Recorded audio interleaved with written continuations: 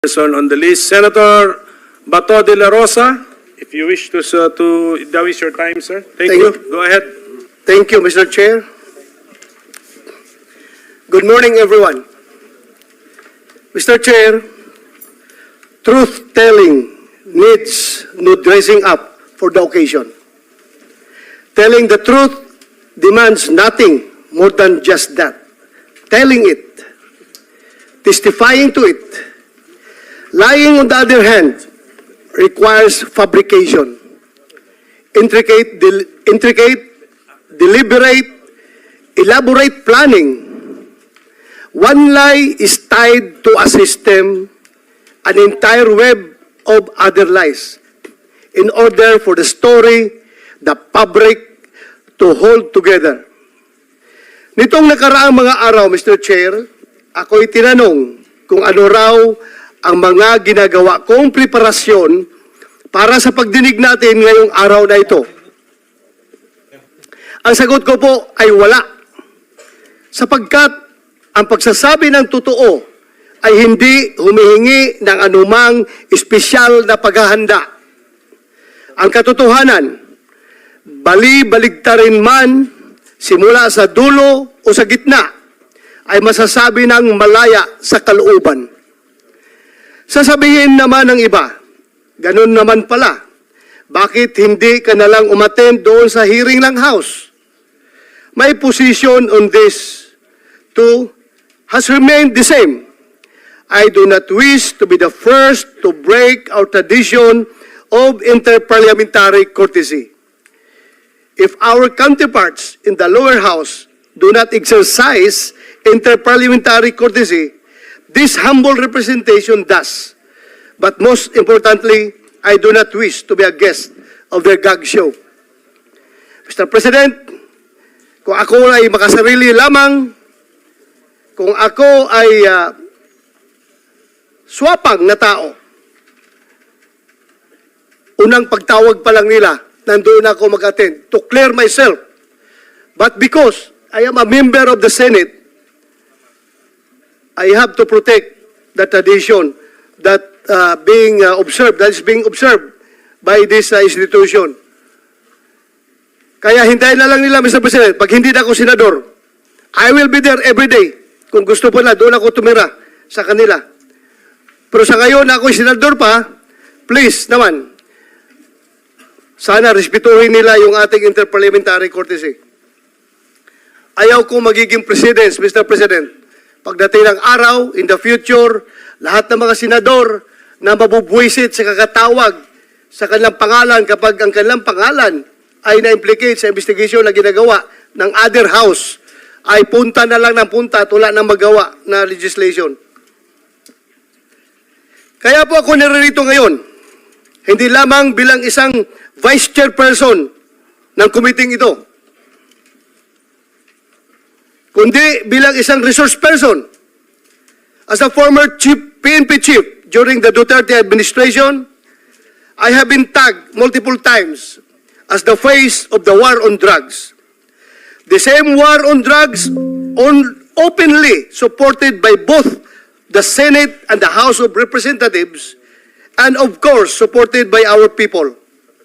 Perhaps I am one of the best persons to contribute to today's discussion. I am here, Mr. Chair, to tell the truth, and as I do so, witness the web of lies come undone, one thread at a time. Today, I say duty calls. My duty to the truth and nothing but the truth. So help me God. Daghang salamat, Mr. Chair. Thank you, Senator. Principles that protect our people. Maraming salamat po, Senator Pimentel. Maraming salamat sa Blue Ribbon Committee.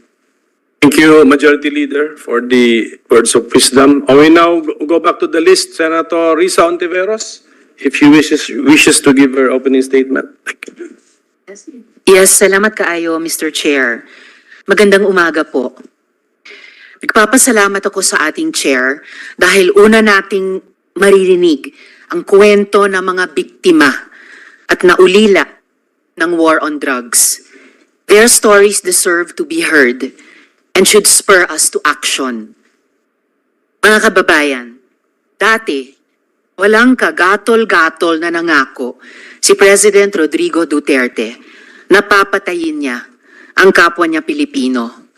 Mga ama, ina, anak, magkakapamilya at magkakapitbahay, mga journalist, mga kritiko, alang-alang sa baluktot na pagkakaintindi niya sa kaayusan at kapayapaan.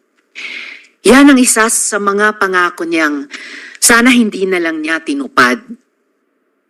Maraming nagsasabi, nagbibiro lang daw si tatay. Pero sa ngayon, hindi tayo nandito para magtalo pa kung anong ibig niyang sabihin sa libo-libong beses na sinabi ni President Duterte na papayin niya tayong mga Pilipino. Today, we will take him at his word. Ngayong umaga, iimbestigahan natin ang madugong war on drugs at ang mga batas at polisiya na nagpahintulot dito. Malaking bagay po ang partisipasyon ni dating Pangulong Duterte bilang chief architect ng giyerang ito.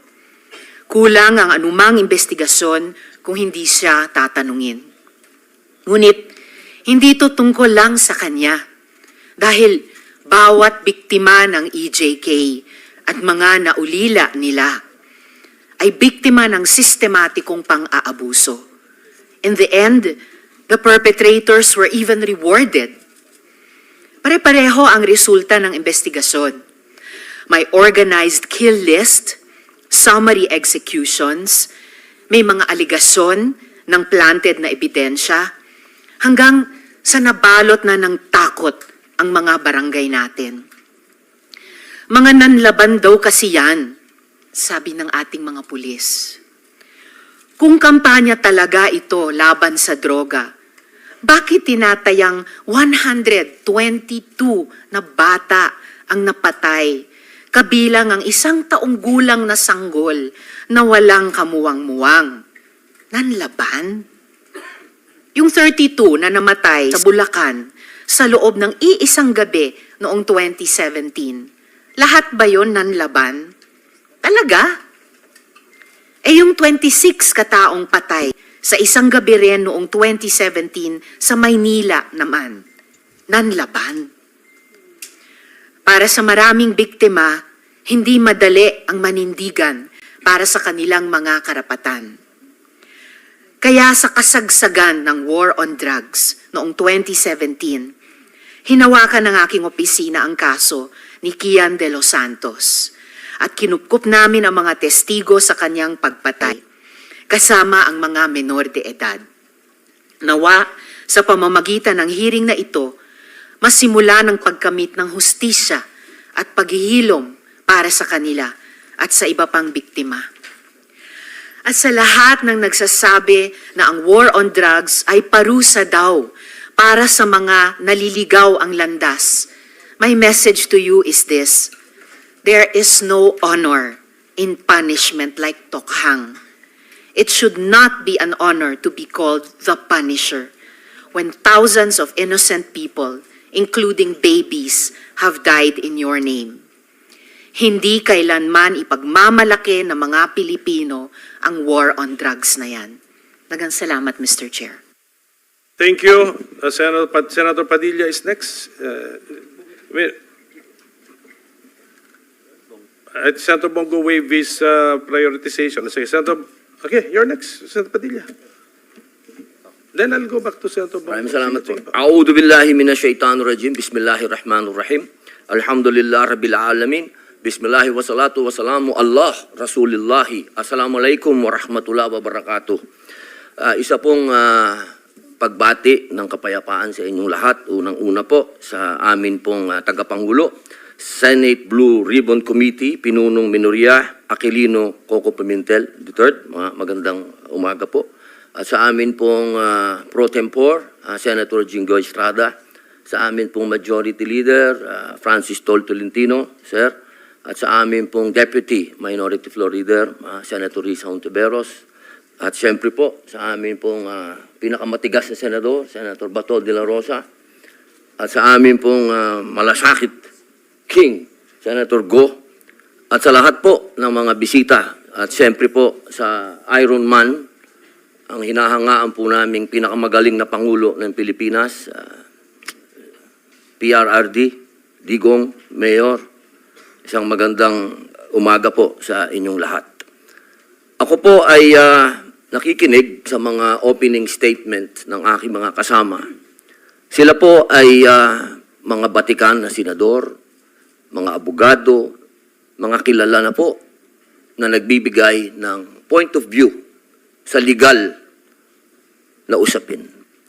Ang akin pong pahayag ay naratibo ng isang convicted criminal.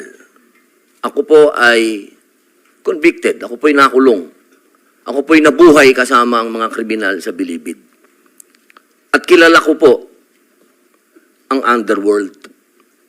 Siguro po, maaring sa ibang bagay, mas maraming nalalaman ang aking mga kasamang senador, pero pag pinag-usapan po natin ang mga kriminal dito sa bayan natin, ako po ang magsasabi sa inyo, napakadami na pong kriminal sa atin na walang puso, ang mga halang ang kaluluwa. Napag-usapan po natin ang mga biktima ng sinasabing war on drugs, pero hindi po natin napag-usapan ang mga biktima ng mga drugista. Kung paano pinapatay ang kanilang mga anak, pinapatay ang kanilang mga asawa, pinapatay ang kanilang kapitbahay. Kung paano sinira ng droga ang mga buhay ng mga pamilya ng OFW. Kung paano po sa loob mismo ng Bilibid, kung saan po ako nakulong ng 3 taon at ginawa ko pang pelikula ito. Ang pangalan po ng pelikula, maaari niyo pong panoorin, Hari ng Selda. Dito po, ay ibinunyag ko na sa loob mismo ng Bilibid ay nagluluto ng shabu. 1998 po yun. Kung bibilangin po natin yung taon na yun, hanggang sa dumating ang Iron Man, ilang taon po yun. Ganun po kahaba ang mga panahon na namayani at talagang naghahari ang mga drug pusher sa Bilibid. Alam niyo po, mga mahal kong kababayan, wala po, totoo po. Ang kamatayan ng buhay ng isang tao ay yaan po ay bigay ng Diyos. Yaan po ay kayamanan, yaan po ay regalo sa atin ng Diyos. Pero, mga mahal kong kababayan, ang ating pong bayan ay nasa bingit ng napakalaking kapahamakan. Kung hindi po tatitindig ang ating kapulisan, kung hindi po tatayo ang ating mga law enforcement, tayo po ay tatalunin ng mga sindikatong nag-ahari na nagluluto na ng mga droga kung saan-saan. Mga mahal kong kababayan, ang datos po ang magsasabi na nung sa panahon ni Pangulong Rodrigo Roa Duterte, masasabi ko na po na natakot ang mga kriminal. Wala pa po siyang ginagawa. Doon lang sa commercial niya na last Christmas yun na to, natakot na ho ang napakaraming kriminal. Natakot na ho ang napakaraming durugista, napakaraming pusher ang nag-surrender. Wala pong nangyayari. Sa salita lang po yun. Mga mahal kong kababayan, kung sisisi natin lahat ang mga namatay dito sa administrasyon ni Rodrigo Roa Duterte, abay nagkakamali po tayo.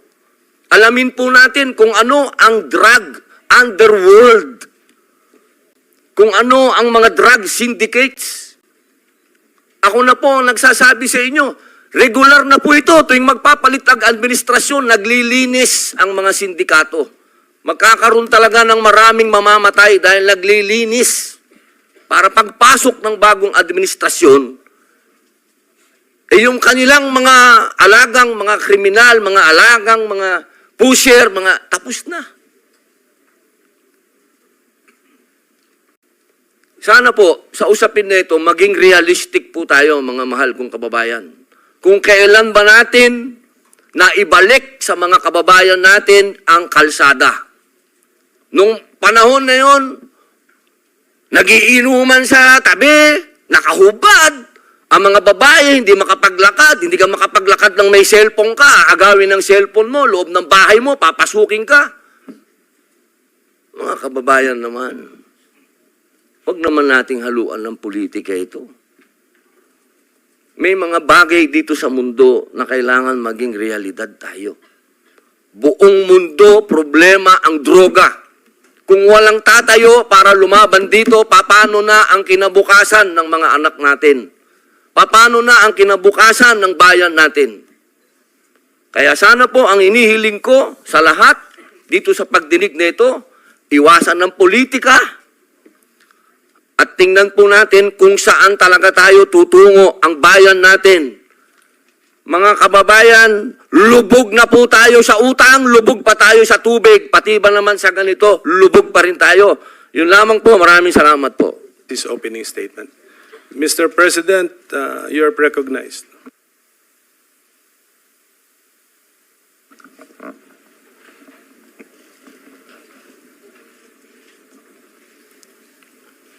Before anything else, Senator, I'd like to thank the committee for inviting me. Para once and for all, malaman natin ang totoo. So, I would like to request sa inyo na huwag ninyo akong ituring president or kaibigan. Treat me as a witness and tignan natin kung lalabas yung totoo. So, with your permission, at maraming salamat po sa inyong lahat for inviting me. I'd like to start. My mandate as President of the Republic was to protect the country and the Filipino people. Do not question my policies because I offer no apologies, no excuses. I did what I had to do. And whether you believe it or not, I did it for my country. The war on illegal drugs is not about killing people. It is about protecting the innocent and the defenseless. The war on drugs is about the eradication of illegal substances such as shabu, cocaine, heroin, marijuana, party drugs, and the like, as a menace which ruins people, families, communities, and relationships, and tears apart the social fabric which binds society together in peace, harmony, and brotherhood. It is not unlike slogans which serves as calls for a better future, such as the war on waste, war on corruption, and war against climate change. I have always viewed people addicted to illegal drugs as victims and patients requiring medical help and not as criminals. That is why when the war on drugs slogan came into being, coined as first as a message to the people of Davao City to stay away from illegal drugs.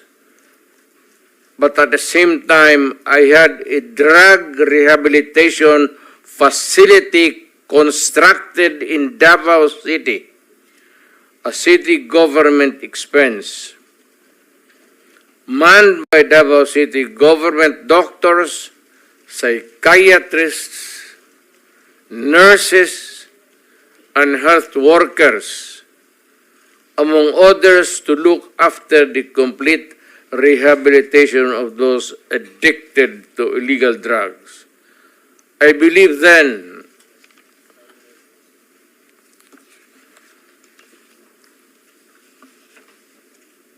and I still believe now that rehabilitation and not fear of death or incarceration to be the key to the return of the addicted individuals back to the mainstream of a just and forgiving society. But no mistake about it, I hate drugs. I loathe the purveyors, the merchants, and the pushers of this demonizing element. I have not failed to emphasize this from the very day of the campaign when I ran for the presidency in 2016. This was my covenant with the Filipinos who believed in me. And to this day, must still agree with what in government have achieved. It is unfortunate that drug-related crimes are on the rise again. Every day you can read about children being raped, people getting killed and robbed. And just recently, a drug den was raided within the Malacañang complex. This clearly manifests that the purveyors of this menace are back in business.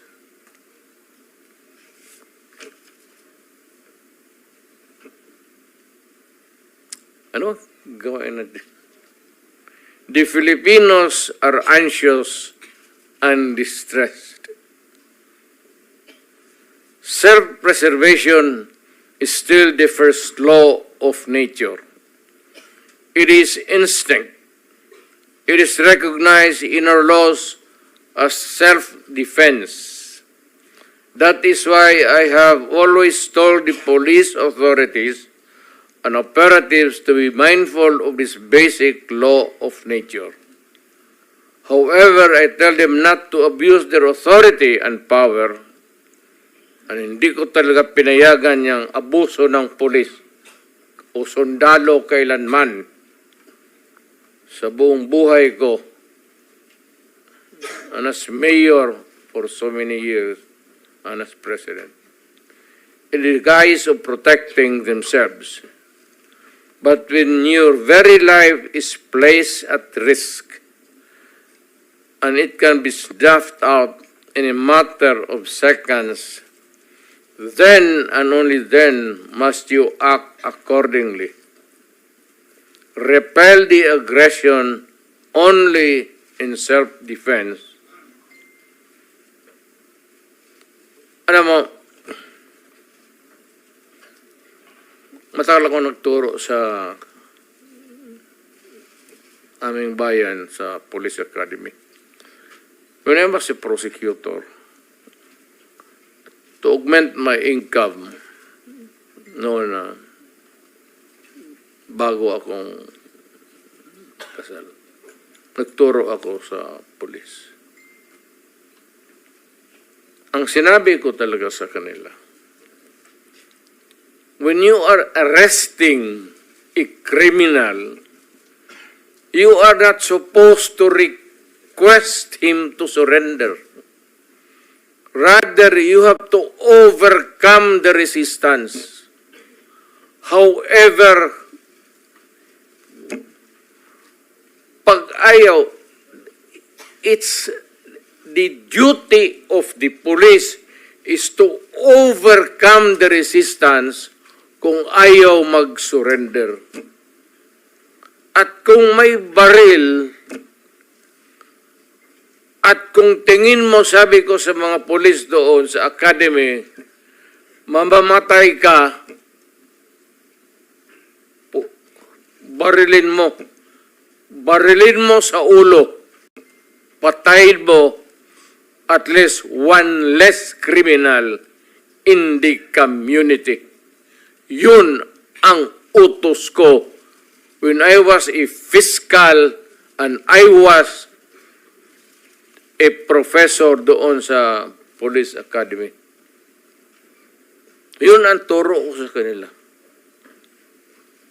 No quarters given, no quarters asked. Criminal ito.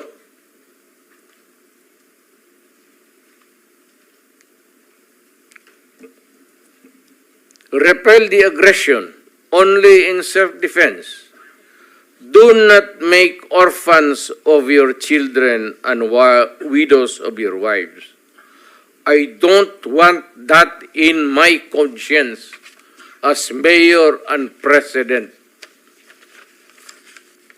Hindi ko mabigat yan sa konsensya ko. I have warned, but before that, my job as president was never easy, and it was not meant to be. I have tried to do the best I can to address the problem of illegal drugs firmly and without compromise. For all of its successes and shortcomings, I alone take full legal responsibility sa lahat na nagawa ng mga pulis pursuant to my order. Ako ang managot. At ako ang makulong. Huwag yung pulis na sumunod sa order ko. Kawawa naman, nagtatrabaho lang. Yun ang gusto kong sabihin sa Pilipino at mabutit niyaya ninyo ako dito. Once and for all, yan ang gusto kong sabihin sa tao.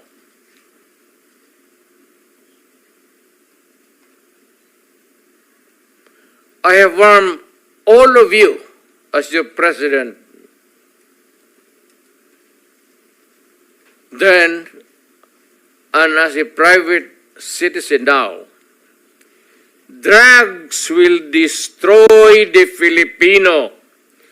It will destroy my country. And I will never allow it. Baski ako empleyado sa gobyerno o private citizen, I will do what is necessary to protect my country, my community, at yung mga anak natin. This is a matter of principle. At papagkamatayan ko yan. Maraming salamat.